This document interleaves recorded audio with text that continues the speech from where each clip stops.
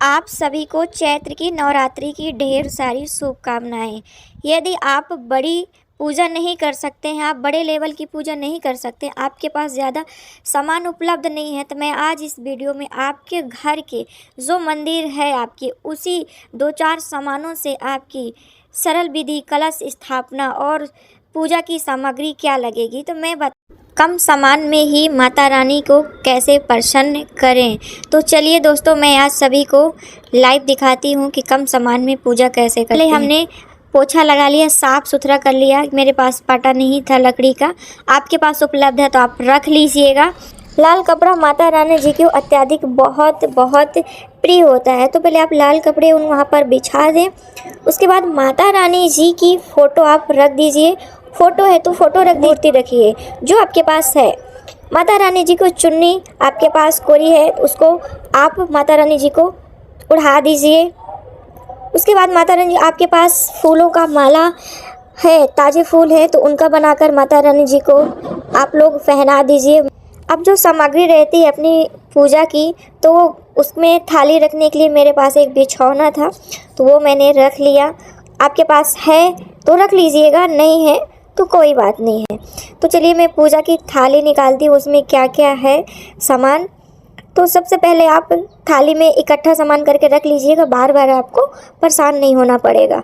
तो मैं ये जो लोटा में तांबे का लोटा है मेरे पास, और एक मेरे पास स्टील का छोटू सा लोटा है। कलश की स्थापना करते हैं, तो कलश की स्थापना में आपको एक तांबे का लोटा ले लें और उस लोटे में पवित्र जल स्वच्छ ले लें, उसमें गंगा जल ज़रूर मिला लें। मेरे पास है तो मैंने मिला लिया था।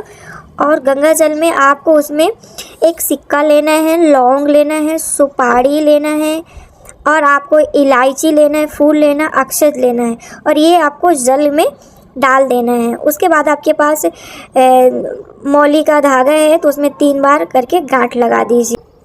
मेरे पास तो चावल है, मेरे पास नारियल उपलब्ध नहीं है और ना ही लाल कपड़ा था, तो मैं चावल ले रही हूँ और वही कलश के ऊपर चावल रख दूँगी, उसमें दीपक रख दूँगी, और दीपक रखने के बाद दीपक को आप रख दीजिए, बढ़िया जला दीजिए।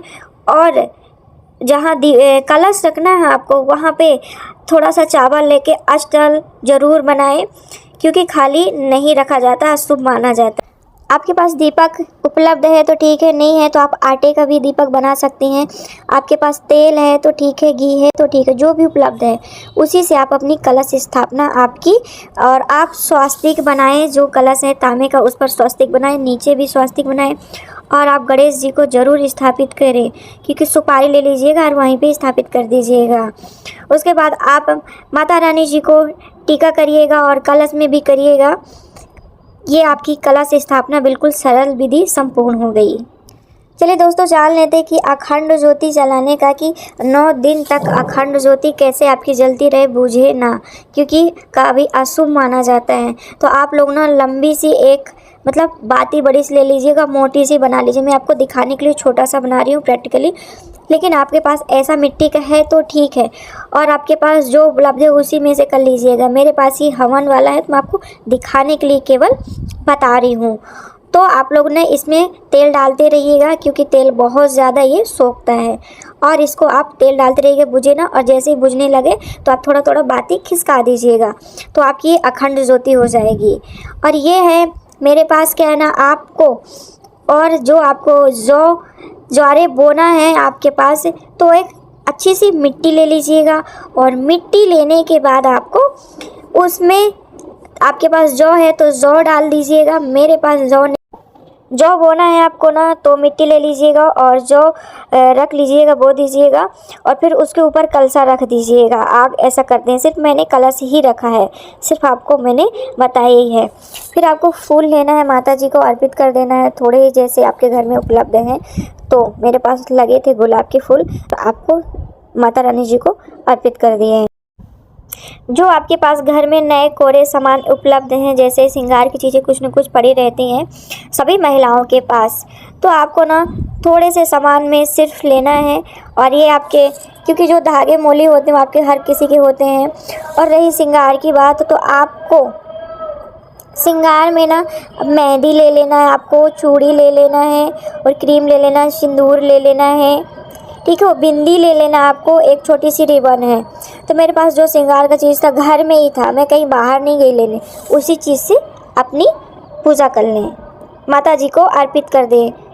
माता जी भाव की भूखी होती हैं, दिखावे की नहीं। धूप बत्ती वगैरह कर लीजिएगा, आरती वगैरह कर लीजिएगा। और माता रानी जी को आपके पास जो घर में चीज़ है, जो भी है, मेरे पास मिश्री थी, मैंने उससे भोग लगाया माता रानी जी को और आरती किया। और उसके बाद अपनी माता रानी जी से अपनी मनोकामना बोलते हुए माता जी का एक मैंने अपना जो मेरे को हमेशा मैं मंत्र बोलती हूँ, मैंने वो बोला। उसके बाद देखो मेरी कुछ चीज़ें सरल बिल्कुल विधि थी। अगर आपको वीडियो हमारा अच्छा लगा है तो आप लोग कमेंट में ज़रूर बताइएगा कि कम सामानों में भी माता रानी को प्रसन्न किया जा सकता है। अगर और कोई संबंधित जानकारी चाहिए तो आप लोग बेझिझक पूछ सकते हैं। तो आप लोगों को ना माता रानी जी से अपनी मनोकामना करते प्रणाम करना है और अपनी इच्छा बोलते हुए और आप अपनी मनोकामना पूरी करिएगा।